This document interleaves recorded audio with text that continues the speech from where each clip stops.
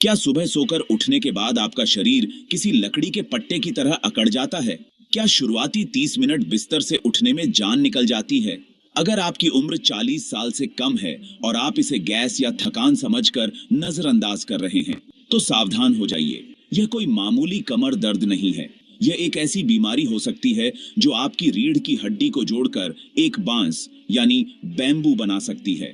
आज हम बात करेंगे एनकाइलोजिंग स्पॉन्डिलाइटिस के बारे में। इस बीमारी की सबसे खतरनाक बात यह है कि यह ज्यादातर जवान लोगों को होती है, अक्सर 20 से 30 साल की उम्र में। लेकिन दुख की बात यह है कि जब तक मरीज डॉक्टर के पास पहुंचता है, तब तक 5 से 7 साल बीत चुके होते हैं। By the time the typical findings like bamboo spine, which is seen on X-ray, is detected, it usually there's a lapse of approximately 5 to 7 years. क्यों? क्योंकि शुरुआत में दर्द आता है और चला जाता है। लोगों को लगता है जिम में भारी उठा लिया होगा या पोस्चर खराब होगा, लेकिन अंदर ही अंदर रीढ़ के जोड़ आपस में जुड़ते जा रहे होते हैं।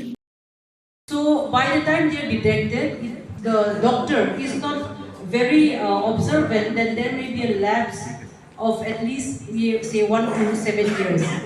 अगर एक्सरे में बैम्बू स्पाइन दिख गया तो समझ लीजिए पहले ही देर हो चुकी है। इसीलिए शुरुआती लक्षणों को पहचानना बहुत जरूरी है।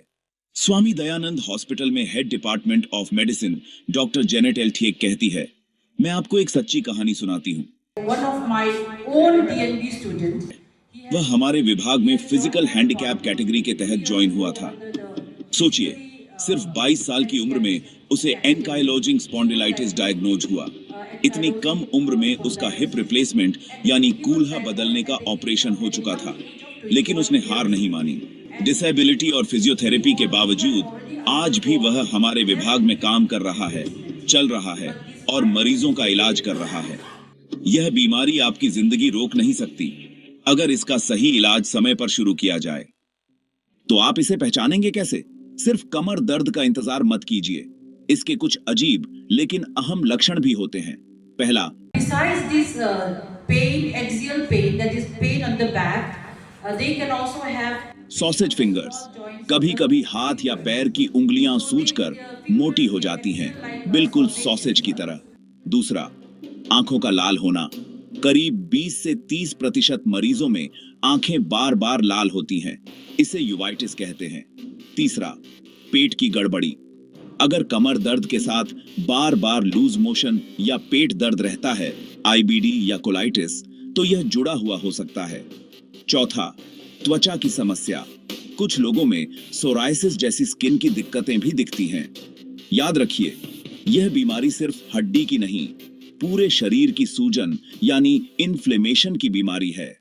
symptoms, then you can come to the diagnosis that patient is likely to have ankylosing spondylitis. तो दोस्तों, अगर आप युवा हैं, सुबह कमर में जकड़न रहती है जो चलने फिरने से ठीक हो जाती है, तो आज ही अपने रूमेटोलॉजिस्ट से मिलिए। एक्सरे का इंतजार मत कीजिए।